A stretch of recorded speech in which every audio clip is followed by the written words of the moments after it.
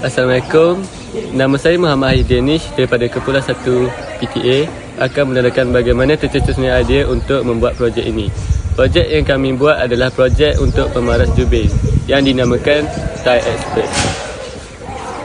Idea tercetusnya kerana selepas membuat amali, ramai pelajar terdapat masalah sakit pinggang, lenguh tangan dan sakit badan.